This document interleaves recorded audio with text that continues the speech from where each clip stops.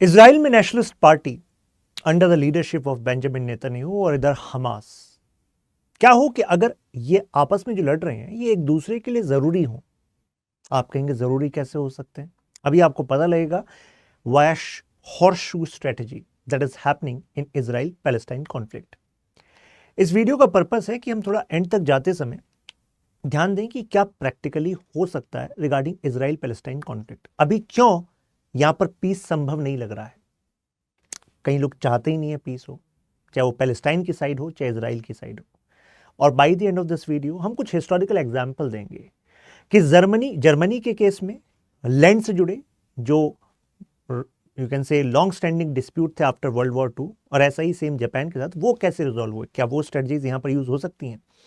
अगर मेंस का यहाँ से क्वेश्चन आता है तो वो पॉइंट जो है वो आप डायरेक्टली यूज कर सकते हैं। जरा देखिए सर्वे क्या बताता है रिगार्डिंग पैलेस्टीनियंस। पैलेस्टीन में ओनली 33% पीपल से कि हाँ जो 2 स्टेट सोल्यूशन है वो हम मान सकते हैं, यानी कि इजराइल और पैलेस्टाइन दो अलग से नेशन बन जाए। केवल 33% पैलेस्टीनियंस उसको सपोर्ट करते हैं। 88% का कहना है कि भाई हम तो इजराइलीज को, ज्यूज को हम तो विश्वास ही नहीं कर सकते। 60% का मानना है कि देखो जॉर्डन रिवर से लेकर सी तक हमें पूरा का पूरा एरिया चाहिए, पूरा पैलेस्टाइन चाहिए, राइट। मतलब हिस्टोरिक जो पैलेस्टाइन था ज्यूश स्टेट बनने से पहले, वो पूरा पैलेस्टाइन अपना पैलेस्टाइन मानते हैं। और इनमें से 51% का कहना है कि इसमें ये सफल भी होने वाले हैं, यानी कि इजराइल वहां से चला जाएगा, पैलेस्टाइन ही रह जाएगा। 60% ने तो नंबर पे भी हाँ बोली है, यानी कि उनका मानना है कि 2048 तक इजराइल खत्म हो जाएगा, इजराइल विल डिसअपियर। अब आप सोचिए अगर 66% जो पैलेस्टीनियंस हैं उनका मानना है 2048 तक इजराइल खत्म हो जाएगा, तो कहां से पीस लाओगे भाई। अल्टीमेटली पैलेस्टीनियंस के जो भी लीडर्स होंगे, तो लीडर्स कहां से बनते हैं? अरे लोगों से ही तो बनते हैं। लोगों की इच्छा के विरुद्ध जाकर कोई भी लीडर बन पाता है क्या? नहीं बन पाता, निपट जाता है। अभी एग्जांपल बताऊंगा आपको। ऐसा ही कुछ इजराइल की साइड है। करीब 35% लोगों का कहना था भाई हमें तो ये 2 स्टेट सोल्यूशन ठीक है, हाइपोथेटिकल है, मतलब हम सपोर्ट कर सकते हैं। 1% गिर गया आंकड़ा रिसेंट, ठीक है। 34% ने कहा ठीक है हम सपोर्ट करते हैं। मुद्दा क्या है, यानी कि अगर 35 का कहना है तो 65% का क्या कहना है? 65% are not supporting 2 state solution. Don't you think it's a big number? तो कहां से इजराइल और पैलेस्टाइन में 2 स्टेट सोल्यूशन आ जाएगा भाई, जब इतनी बड़ी पॉपुलेशन जो है रेडिकलाइज्ड है इस आइडिया पर। इससे पहले जिन लोगों ने, इनके जिन लीडर्स ने, जैसे कि यहां पर पीएम है yitzhak रेबिन, इन्होंने पहली बार पैलेस्टीन की तरफ एक सॉफ्ट रुख अपनाया था कि चलो यहां पर पीस स्टैब्लिश करते हैं। हुआ क्या? He was killed. और killed by whom? Not by Palestinians, by radical elements of their own nation, right. ऐसा ही यहां पर देखिए एहद बरक, चुनाव से पहले इन्होंने प्रो पैलेस्टाइन रुख अपना लिया था फॉर 2 वीक्स बिफोर इलेक्शन। चुनाव हार गए। ऐसे ही यहां पर भी हुआ एहद ऑलमर्ट के साथ। तो कहने का मतलब है कि वहां के पॉलिटिशियन समझ गए हैं कि भाई अगर पैलेस्टीन के सपोर्ट में रुख अपनाओगे, अगर 65% जनता 2 नेशन के सपोर्ट में नहीं है तो 2 नेशन पर आओगे तो खामियाजा उठेगा, मतलब खामियाजा उठाना पड़ेगा। अब जरा मैं एक और एंगल आपको बताता हूं। यहां पर जैसे अभी जो सरकार है मिस्टर बेंजामिन नेतन्याहू की, 2023 में इनकी सरकार आई दोबारा। इससे पहले 2021 में इनकी 5वें नंबर की सरकार थी। Long term he was in the government. अब इससे पहले यही वो शख्स हैं जिन्होंने हमास को सपोर्ट किया। आप कहेंगे नहीं सर ऐसा नहीं हो सकता। एक्चुअली ऑफिशियल स्टेटमेंट ना देकर इन्होंने अपनी पॉलिसीज को ऐसा रखा जिससे कि हमास गाजा में एक इंडिपेंडेंट पावर बन सके। आप कहेंगे ऐसा ये क्यों करेंगे? रीजन ये है, वेस्ट बैंक और हम जो गाजा है, दोनों में जो पैलेस्टीनियन यू कैन से जो गवर्नमेंट है वो अलग अलग है। पहले एक्चुअली रुख ये था कि कई सारी जो छोटी छोटी पार्टीज हैं, जैसे PLO थी, ऐसे अलग अलग मिलकर फतह बनी। अब भाई फतह में हमने मॉडरेट लीडर्स को उभरते हुए देखा, जैसे महमूद अब्बास। अब यहां पर नेतन्याहू को लगता था कि अगर महमूद अब्बास ज्यादा स्ट्रांग लीडर बन गए तो ऐसे में जो 2 नेशन थियरी है उसको इंप्लीमेंट कराकर मानेंगे, यानी कि वेस्ट बैंक और गाजा दोनों में पैलेस्टाइन नामक एक देश बन जाएगा। और ऐसे में जितनी जमीन अभी इजराइल के पास है उससे अतिरिक्त जमीन भी देनी पड़ सकती है। अभी तो खुद वेस्ट बैंक में भी कई जगह पर वहां पर होल्ड जो है इजराइल का रहता है।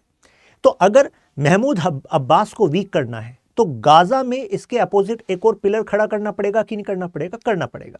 तो स्टार्टिंग में हमास के पास इतनी पावर नहीं थी कि ये 7 अक्टूबर वाला पर्ल हार्बर जैसा अटैक कर दिया इन्होंने इजराइल पर, लेकिन एक इंडिपेंडेंट ग्रुप था जो कि महमूद अब्बास फतह की पॉलिसी से सहमत नहीं था। तो यानी कि दुश्मन को कई बार क्रिएट करना जरूरी होता है जिससे कि आपका खुद का कद भी बढ़ जाए। तो नंबर 1 बात तो ये थी, पहला लॉजिक तो ये था कि हमास को पॉलिसी से, आप कहेंगे सर पॉलिसीज का एग्जांपल दीजिए। जैसे कि मैं 2021 का डेटा आपको बता दूं, 2021 में गाजन जो गाजा में रह रहे थे सिविलियंस, उसमें से 2000 लोगों को परमिट इशू किया गया। किस लिए? Labour permit. पहली बार लेबर परमिट की भाई आप जो है बेटर, आपको यहां पर आप इजराइल की साइड आकर अपना लेबर, कुछ सैलरीज जो है आपको बेटर मिल जाएंगी, आप अपना घर अच्छे चलाएंगे। फिर वो बढ़कर 5,000 हुआ। 2023 में जो आंकड़ा बढ़कर 21,000 हो गया, यानी कि 21,000 वो पैलेस्टीनियंस जो गाजा की साइड रहते हैं वो वर्क परमिट पर इजराइल की साइड काम कर रहे थे। और ऐसे में जो इसमें इंटरलॉक्यूटर था, यानी कि जो इसमें परमिट में गाजा की तरफ से रिप्रेजेंट कर रहा था, वो तो भाई गाजा के पॉलिटिशियंस करेंगे। और गाजा में प्रभुत्व किसका है? हमास का है। तो एक तरीके से हमास का काम करा रहे हैं, तो एक तरीके से वहां की उसकी लेजिटिमेसी बढ़ा रहे हैं। तो ये भी आरोप लगता है। This report was in the Israel times newspaper, जिसको मैं कोट कर रहा हूं डेटा को। तो उन्होंने कहा कि भाई बनाया तो आपने है साइड बाय साइड, जिससे कि महमूद अब्बास वीक हो सके, दो पार्ट में डिवाइड हो जाए पैलेस्टीनियंस, और ऐसे में पैलेस्टीनियन अलग से स्टेट, 2 नेशन का भी सपना ना पूरा हो पाए। अब दूसरा लॉजिक इसमें दिया जाता है कि नेशनलिस्ट ब्लॉक को अगर वोट बटोरनी है तो उसका तरीका क्या है? जनता को बताया जाए कि हम ज़रूरी हैं। और ज़रूरी आप कब होंगे? जब सिक्योरिटी थ्रेट होगा। तो सिक्योरिटी थ्रेट कौन क्रिएट करेगा? भाई मॉडरेट फतह, महमूद अब्बास, पीएलओ थोड़ा ना करेगा। इनको भाई वेस्ट से अपनी लगातार ग्रांट लेती रहनी है, राइट। अब जो हमास है उसको सपोर्ट कौन कर रहा है? ईरान, हथियार, पैसा। तो हमास जो है वो एक तरीके से साबित कर रहा है कि देखो इनसे कुछ होना जाना वाला है नहीं। फतह से महमूद अब्बास वीक लीडर्स, बूढ़े हो गए, इनका जाने का टाइम है, कुछ नहीं कर पाए। हमें चाहिए पूरा इजराइल। और आप खुद ही सोचो कि पूरा इजराइल यानी कि पूरा वही पैलेस्टाइन है। अगर 66% जनता ये कहती है कि हाँ जी पूरा ही लेंगे, 2048 तक लेंगे, और इस सपने को बेच पाने में सफल होता है हमास, तो मुझे बताइए हमास का सपोर्ट बेस तो बढ़ेगा ही बढ़ेगा। Not just in Gaza, West Bank में भी ये हो रहा है, राइट। तो वेस्ट बैंक में भी अब प्रो हमास सेंटिमेंट और ज्यादा बढ़ गया आफ्टर दिस रिसेंट अटैक। लग रहा है कि हमास ही ऐसा कर सकता है। तो ये यहां पर हो रहा है। तो अब जो पीस डील है भाई, वो पीस डील कहाँ से अगर साइन भी करी तो कहाँ से हो पाएगी? अब आपको लगेगा कि अच्छा, मतलब जो अपने लीडर को खत्म कर देना बाय सम रेडिकल एलिमेंट्स, ये केवल ज्यूज की साइड है। नहीं, आप दूसरी साइड भी देख लीजिए। 2 एग्जांपल देता हूं आपको। इजिप्ट पहला ऐसा अरब नेशन था जिसने कि इजराइल के साथ शांति वार्ता स्थापित की थी। और क्यों की थी? अरे यार, अपना सिनाई पेनिनसुला बचाना था इजिप्ट को, वॉर में हार गए थे। तो जिन्होंने साइन किया, इजिप्ट के वो लीडर, उन्हीं को मार दिया गया था, अनवर सदात को। यासर अराफात का किस्सा याद करिए। यासर अराफात हथियार लेकर पीएलओ को लीड कर रहे थे अगेंस्ट इजराइल, बहुत पॉपुलर लीडर थे। जॉर्डन में रहकर टक्कर दे रहे थे इजराइल को, फिर लेबनान में बेस बनाकर टक्कर दे रहे थे। हर जगह फिर इजराइल ने अटैक किया। उसके बाद यूएस की मध्यस्थता से फिर हमने देखा कि इन्होंने अब हथियार छोड़ दिए और अब जो है ये शांति के रास्ते पर आ गए। उसके बाद आप सबको पता होगा इनको स्लो पॉइजन दे दिया गया था, यानी कि इनकी भी मृत्यु हो गई थी। यानी कि खुद ही अपने दुश्मन बन जाते हैं। अगर आप शांति की बात करोगे, आपको वो बात करनी होती है लीडर होने के नाते जो मेजॉरिटी ऑफ जनता चाहती है। तो मेजॉरिटी ऑफ जनता चाहती है कि आग चाहिए और हमें वॉर चाहिए, तो भाई देना पड़ेगा। Vicious cycle. यार ये क्यों हो रहा है कि hate then war then more control? आप कहेंगे कंट्रोल, जी हाँ। 1967 का रेजोल्यूशन था ना यूएन का, वो ये कह रहा था कि ऐसा करो इजराइल, आप ना इनको लैंड दे दो। अगर आपने इनको लैंड दे दिया ना, ये आपको शांति दे देंगे। आप कहेंगे यार बड़ा अच्छा तरीका है, बहुत सही तरीका है, ऐसे ही तो होना चाहिए। तो इजराइल ने क्या ऐसा किया? जी हाँ किया था। वेस्ट बैंक वाले एरिया से कितनी जगह पर जो इजरायली फोर्सेस थी उन्होंने अपना कंट्रोल रिड्यूस किया और पैलेस्टीनियन अथॉरिटी को पावर देने की कोशिश करी। लेकिन उसके बाद फिर हमने देखा वायलेंस और मोर कंट्रोल। मतलब ये है कि अगर एक तरफ से वायलेंस होगी, यानी कि अगर हमने पैलेस्टाइन में वेस्ट बैंक और गाजा की तरफ से कुछ वायलेंसेस देखी, जैसे कि अब कुछ जगह पर, जैसे हम वेस्ट बैंक की बात करें तो वेस्ट बैंक में जेरूसलेम के आसपास इजरायली सेटलर्स, ये वर्ड आप बहुत पॉपुलरली सुनते होंगे, सेटलर्स, तो ज्यूस पॉपुलेशन वहां पर सेटल हो गई। अब वहीं पर पैलेस्टीनियंस भी रहते हैं, दोनों में आपस में कॉन्फ्लिक्ट होता है रिगार्डिंग कंट्रोल, और उस कॉन्फ्लिक्ट से क्या होती है, वायलेंस होती है। जैसी ही वायलेंस होती है तो फिर इजराइल जो है मौका मिल जाता है, अरे यार अब तो बचाना पड़ेगा, तो वहां पर फोर्सेस आगे बढ़ती हैं और फिर उस एरिया पर कंट्रोल पैलेस्टीनियन जो उस टाइम पर अथॉरिटी कंट्रोल कर रही थी, उस एरिया पर कंट्रोल अब इजराइल का हो जाता है। कुछ ऐसा ही अभी भी नहीं हो रहा है, आपको नहीं लगता अभी भी ऐसा ही हो रहा है? हमास ने वायलेंस करी इजराइल पर और अभी वो क्या कह रहे हैं, अब गाजा को हम फ्लैट कर देंगे। कई सारे पॉलिटिशियंस कह रहे हैं कि जैसे बेंजामिन नेतन्याहू का कहना है कि हमारी गलती थी कि इससे पहले हमने केवल हमास को डिफीट किया, अप्रूट नहीं किया। कहा इस बार हम अप्रूट करेंगे। कह रहे हैं कि इस बार गाजा में इजराइल की फोर्सेस जो हैं लंबे समय तक रहेंगी, अब जो है खत्म करेंगे उस पर्टिकुलर प्रॉब्लम को। अब थोड़ा करंट सिचुएशन के हिसाब से समझते हैं। अब जो पीस प्रोसेस है भाई, प्रेजेंट सर्कमस्टेंसेस में तो वो पूरा स्टॉल हमें लग रहा है, क्योंकि हमास ने अटैक कर दिया, इजराइल पर अटैक किया, तो इजराइल ने गाजा पर अटैक कर दिया।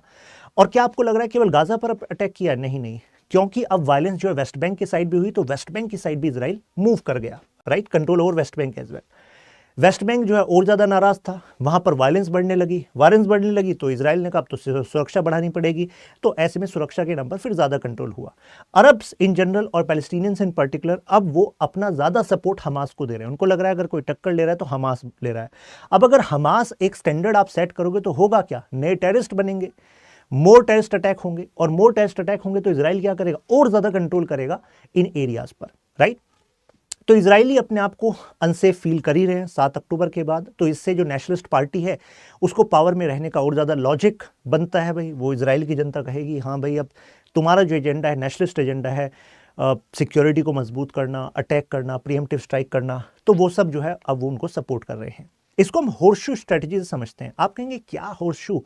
ये समझिए ऐसे कि हमास जो है आपको नेतन्याहू का दुश्मन लग रहा होगा, लेकिन हमास और नेतन्याहू काफी करीब भी जा रहे हैं अगर हम आइडियोलॉजिकल स्टैंड पॉइंट से देखें।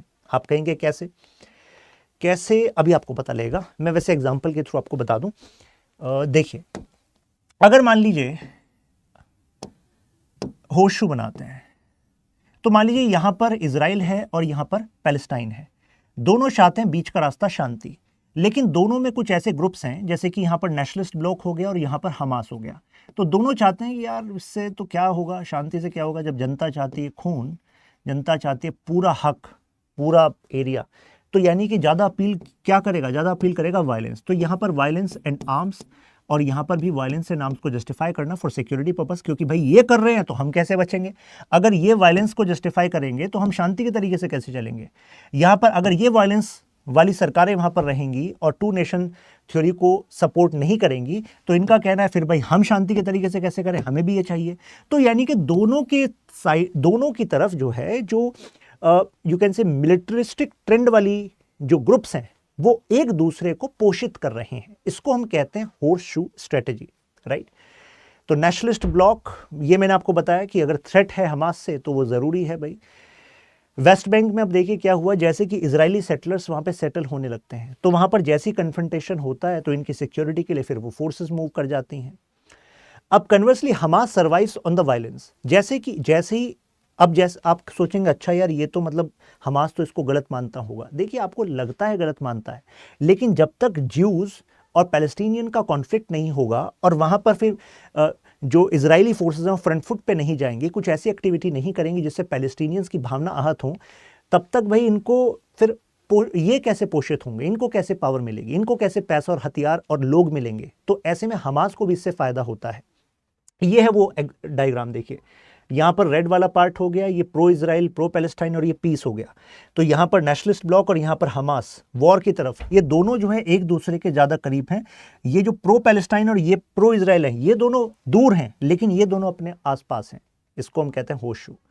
अब ये जो अटैक हुआ था इसके बाद तो सिचुएशन जो है और ज़्यादा क्रिटिकल हो गई है।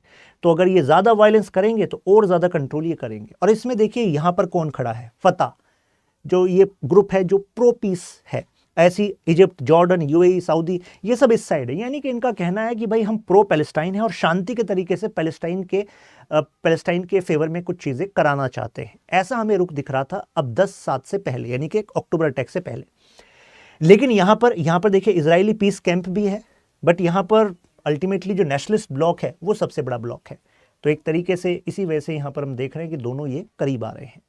अब इजराइल के कुछ नेशनलिस्ट प्रॉब्लम देख लीजिए, प्रॉब्लम इन द सेंस कि कुछ लीडर्स की कमेंट्री देख लीजिए, इससे थोड़ा आपको क्लियर हो जाएगा कि क्यों हमें लग रहा है कि इजराइल और पैलेस्टाइन में अभी कुछ शांति होने नहीं वाली। An Israeli minister said parts of Gaza will be annexed, annex ही कर लेंगे भाई। Another enjoy the destruction of Gaza, उनका कहना है कि न्यूक ड्रॉप कर दो, इस पे गाजा पे न्यूक्लियर बॉम्ब का अटैक कर दो। अ रिटायर्ड मेजर जनरल, मैं इजराइल की बात कर रहा हूँ अभी, Gaza should be place where no human being can exist, ऐसी जगह बना दो गाजा को कि जहां पे कोई इंसान रह ही ना पाए। प्रेसिडेंट सजेस्ट कि देखो, अब जैसे सवाल उठा यार गाजन सिविलियंस की क्या गलती है भाई, गाजन, उनका कहना है गाजन सिविलियंस ने हमास को इलेक्ट किया, अब वहां पर सरकार हमास की बनाई तो गलती तो है इनकी। Parliamentarians from governing party said Israel should actually flatten Gaza, मतलब बिल्कुल फ्लैट कर दो, वहां पर नेस्तनाबूद कर दो, हमास टिक ना पाए। अब ये रेस्पॉन्सेज जो हैं, ऐसा नहीं है कि केवल एक ही साइड से है, यहाँ पैलेस्टीनियन अथॉरिटी से भी है। उनका कहना हम तो इजराइल को रिकॉग्नाइज ही नहीं करते, इजराइल है क्या, एक दिन खत्म हो जाना है। पैलेस्टाइन वो अपने जो उनका एजुकेशन सिस्टम है उसमें बच्चों को पढ़ाया जाता है atrocities of Israel, atrocities of Jews, why Jews are bad, why Jews can not be trusted. तो कुछ जो हिस्टोरिकल रेशियल हेट्रेड है टुवर्ड्स ज्यूज़, वो भी यहाँ पर एक तरीके से वही पर लोकेट हो रही है। उनका कहना है नदी से लेकर समुद्र तक पूरा का पूरा एरिया क्या है, वो पैलेस्टीनियन बनेगा। अब बात करते हैं सॉल्यूशन की, क्या सॉल्यूशन संभव है।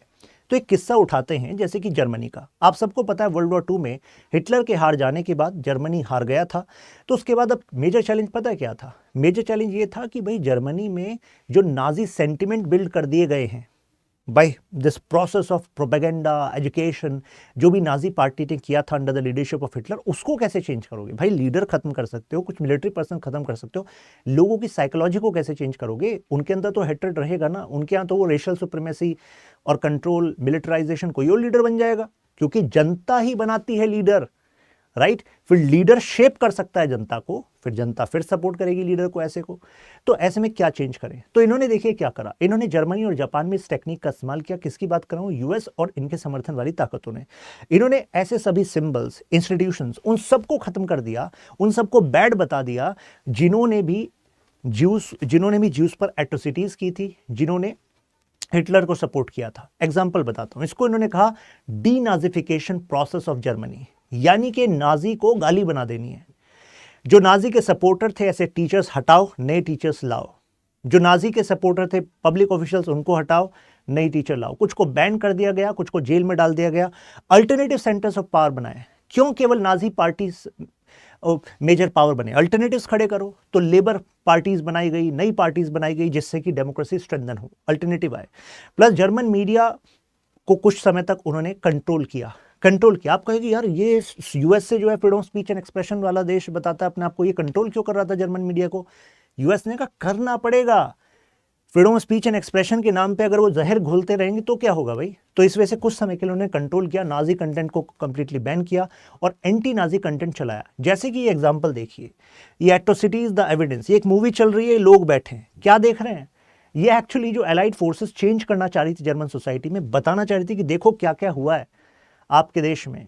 ह्यूमन मतलब ह्यूमैनिटी को तो बिल्कुल साइडलाइन कर दिया गया। हॉलोकॉस्ट क्या हुआ, किस तरीके से लोगों को मारा गया।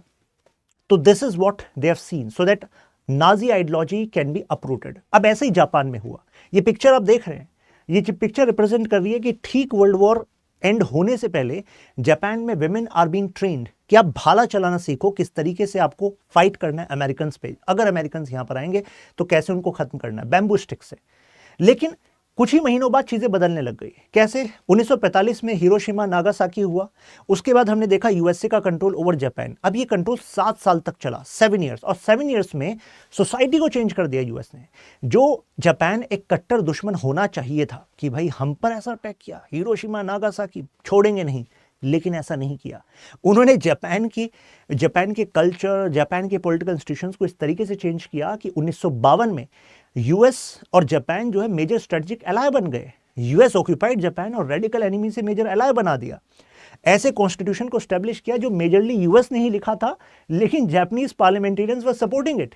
ये मैजिक हुआ कैसे, उन्होंने फ्रीडम ऑफ स्पीच लाया, लीगलाइज किया लेबर यूनियंस को, पढ़ाया उन्हीं के कुरिकुलम में कि देखो तुम्हारे जापान ने क्या क्या जातियां की थी, चाइना में क्या किया था, वेस्ट के साथ किया क्या था। तो अगर बच्चों को पहले से बताया जाएगा कि देखो तुम्हारी भी गलती नहीं है, वो जापान की गलती नहीं, वो कुछ लीडर्स की गलती थी, अब हमें चीज़ों को बदलना पड़ेगा, तुम्हें तुम्हारे कल्चर में प्राउड वाली चीज़ें भी हैं, उसमें प्राउड भी कराओ उनको, डेमोक्रेसी क्यों अच्छी है, राइट, क्यों तुम्हें उस मेजी इरा से आगे आना चाहिए। तो ये सब चीज़ें वो कराई। फिर जो लीडर बनाए वहाँ पर लीडर को भी कंट्रोल किया जिससे कि वो कभी राइज ना हो सके अगेंस्ट जापान।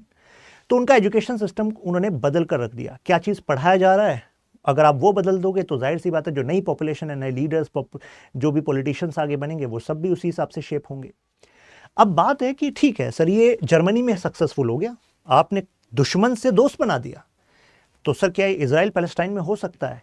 तो कहा जाता है same strategy if applied here it can also change, लेकिन उसके लिए इंस्टीट्यूशंस, मीडिया, सोशल मीडिया, आज के जो चैलेंजेस हैं उसके हिसाब से चलना पड़ेगा। जैसे एजुकेशन की बात करता हूँ, अब पैलेस्टीन में मेजरली जो एजुकेशन दी जाती है वो यूनाइटेड नेशंस के प्रोग्राम के तहत दी जाती है। तो यानी कि अगर उस प्रोग्राम में करिकुलम को ऐसे डिज़ाइन किया जाए by the support of Palestinian people कि अब आप हेट नहीं रखो, चलो अब सोल्यूशन की बात करते हैं। इजराइल और पैलेस्टाइन दोनों साइड एजुकेशन में कई सारी बायसनेस तो हैं, क्योंकि अगर आप किसी को हेट करते हैं फिर आप कोई भी क्लू मिलेगा वो बढ़ के आप उसको और ज़्यादा हेट करेंगे, राइट। इसी तरीके से फिर मीडिया शो करेगी उस चीज़ को। तो दोनों साइड को एक दूसरे की रियलिटी को समझना होगा। आप कहेंगे ऐसा कैसे होगा? जैसे अगर इजरायली बच्चों को अनुभव कराया जाए वाया मीडिया, वाया लेसन्स कि देखो कितना टफ जीवन है पैलेस्टीनियन लोगों का, और ऐसे ही पैलेस्टीनियन लोगों को अनुभव कराया जाए कि देखो कितनी ज़्यादा गलत हुआ है, रेशियल डिस्क्रिमिनेशन हुआ है इजरायलीज मतलब ज्यूस पॉपुलेशन के साथ हॉलोकॉस्ट में और अदर जगह पर। दोनों को एक दूसरे के रिलीजन, डॉक्ट्रिन जिसके बेसिस पे वो दोनों क्लेम करते हैं इस लैंड को, उसके बारे में समझाया जाए, तो ऐसे में एक common you can say base understanding आ सकती है। They can be empathetic for each other, right. दोनों को एक दूसरे का अनुभव का पता होना चाहिए। लेकिन इसके करने के लिए होगा क्या? इजराइल को भी अपने एजुकेशन करिकुलम को चेंज करना पड़ेगा, एजुकेटर्स को चेंज करना होगा, क्योंकि भाई एजुकेटर्स जो हैं, कुछ एजुकेटर्स को रेस्ट्रेन करना पड़ेगा कि भाई मिस इन्फॉर्मेशन और या फिर हेट्रेड, ये जो पहला वाला आपका सीन था, इसको बदलना पड़ेगा। टेक्स्ट बुक इनको बदलना पड़ेगा। आप कहेंगे कि होगा कैसे? देखिए, दोनों को ज्वाइंट कमीशन बनानी पड़ेगी under the guidance of UN, और उसके थ्रू ही आप एग्जाम्पल, पिक्चर्स, जो चैप्टर्स हैं उनको आपको बदलना पड़ेगा। अब ये करना पैलेस्टीनियन के लिए फिर भी इजी है, कारण क्योंकि वो तो भाई एड पे चल रहा है, तो कन्विंस किया जा सकता है। What about Israel? इजराइल के लिए कहा जाता है वो भी उससे भी कराया जा सकता है अगर यूएस प्रेशराइज करे तो अगर यूएस प्रेशराइज करे regarding this commission and Israel Palestine coming together, तो एजुकेशन वाला चेंज इस तरीके से हो सकता है। यूएनआरडब्ल्यू है जो वहां पर कर रही है पैलेस्टाइन में, तो pressure can work here. Media, अब फ्री प्रेस हम तारीफ तो करते हैं, लेकिन आप सबको पता है फ्री प्रेस जो है पोलराइज भी कर सकती है और करती है रिगार्डिंग दिस।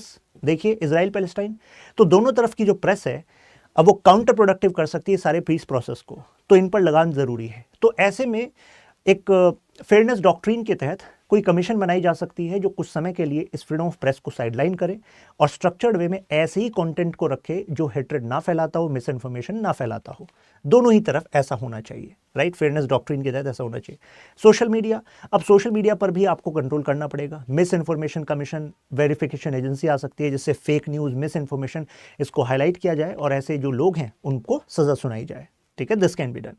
इकोनॉमी फैक्टर्स एक मेजर रोल प्ले कर सकते हैं। एग्जांपल देता हूं, पिछले कुछ समय में सौर ऊर्जा को बनाने का, अब इस लॉजिक को बड़ा समझिएगा, सोलर एनर्जी जनरेशन जो है आने वाले समय में और ज्यादा सस्ता हो सकता है, new technology of fabrication etcetera.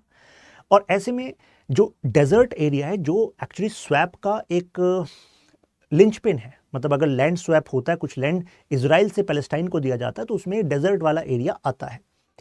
अब अगर फ्यूचर में हम सोलर एनर्जी की तरफ जाएं और जो फॉसिल फ्यूल है, ऑयल है, उसका डिपेंडेंस कम हो, तो आपको नहीं लगता ईरान जैसे देशों की जो इंपॉर्टेंस है इन इजराइल पैलेस्टाइन कॉन्फ्लिक्ट वो कम होगी? भाई अगर इकोनॉमीज फ्यूचर में ट्रांसफॉर्म होने वाली हैं 2050 ऑनवर्ड्स, तो जाहिर सी बात है ट्रांसफॉर्म होगा। तो ऐसे में जो एरिया इतना ज़्यादा यूज़ नहीं हो रहा था, फॉर एग्जाम्पल ये आपका desert, that can actually create huge chunk of total energy pool of Israel which can be shared between Israel and Palestine for their future growth. And क्योंकि अब उसकी डिपेंडेंस कम होगी, ईरान की डिपेंडेंस कम होगी, तो वो भी एक प्लेयर कम हो सकता है इस दिस कॉन्फ्लिक्ट. तो this can be a way utilising this desert, right. तो ऐसे में they can actually work for creating more prosperity in this area, क्योंकि कॉन्फ्लिक्ट अगर होता है तो इजराइल की खुद की ग्रोथ भी इंपैक्ट होती है. इट्स नॉट लाइक कि इजराइल की ग्रोथ इंपैक्ट नहीं होती. तो कंक्लूजन के तौर पर हम कह सकते हैं कि पॉपुलेशन को भी मॉडरेट होना पड़ेगा. मॉडरेट सिस्टमैटिकली आइडियोलॉजिकल चेंजेस से होता है, पास्ट में भी हुआ है. वैल्यूएबल लैंड का बेटर इस्तेमाल, लेस फॉरेन इन्फ्लुएंस करना होगा, क्योंकि अल्टीमेटली इन दोनों के ही लोग आपस में जान गंवा रहे हैं. यूएस का कोई नहीं जा रहा या इजराइल के लोग नहीं इसमें जा रहे. तो इनको समझना पड़ेगा कि दोनों का प्रॉब्लम है, दोनों को ही सॉल्व करना है. क्वेश्चन देखिए, Israel Palestine conflict is more than issue of two nations, discuss possible ways to normalise the relations ahead.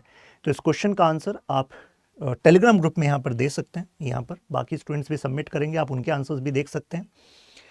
अब लास्ट में आपको बता दूं, क्लियर तो आपको हो गया होगा